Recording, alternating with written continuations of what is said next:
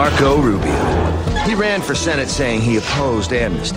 Then he flipped and worked with liberal Chuck Schumer to co-author the Path to Citizenship bill.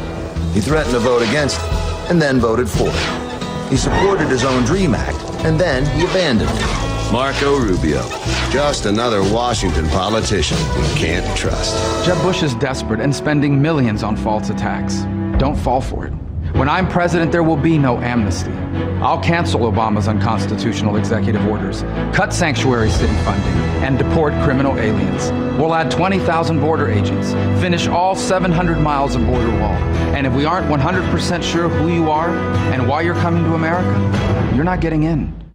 Jeb Bush and Marco Rubio sparring over immigration in their latest ads as the battle over the security of our borders remains a high priority issue for Americans.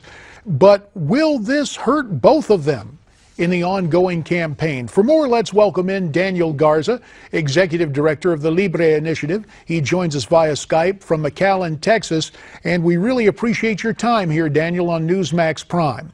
Let me ask you, I represented a border state, and I talked often about what I call the myth of the monolith. The myth that if you have a Hispanic last name, you're instantly for amnesty and open borders. Do you agree there's a myth that all Hispanics want to see open borders and amnesty? There's a lot of myths that I think are being projected onto the Latino community by the liberal left that I think wants to drive a narrative to the Latino community that they belong to them. When in fact, 35% of Latinos self-identify as conservative and 37% as independent. So it is very much, I think, a voting bloc on the crossroads, and very much, I think, a voting bloc that conservative free market candidates can appeal to directly. And yes, they are very much for border security. 75% of Latinos absolutely believe that we need to have strong borders. Daniel, let me ask you, I went out to interview Jeb Bush in Las Vegas prior to an event, I believe, sponsored by the Libre Initiative.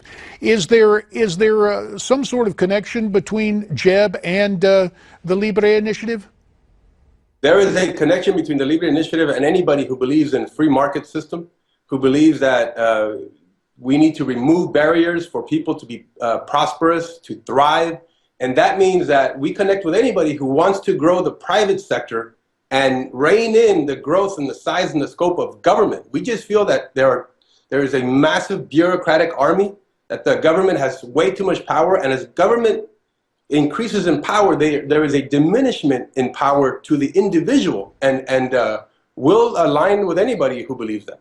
Daniel, then let me ask you, what is your opinion of allowing however many people who have come here illegally to stay and be a part of the workforce? Do you believe that is an accurate application of, quote, free enterprise? Well, look, there have been over 200 million folks who have come to America as immigrants throughout our history.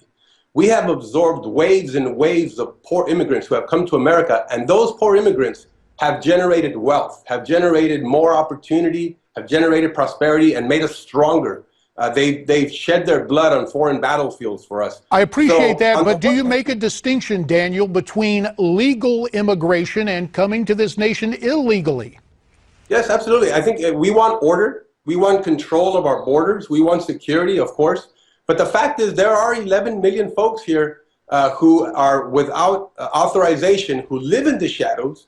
And we have to do something that is sensible, something that is market-based to absorb them, or get into the business of deporting those who are high priority, who are criminals, who do not come here to be industrious, to work hard. So we believe in a sensible immigration plan that includes something for the 11 million to legalize them. Okay, so Daniel, it's amnesty by another name, to legalize the 11 million. It's very enlightening to have you on. Good people can disagree, but we appreciate your point of view tonight here on Newsmax Prime.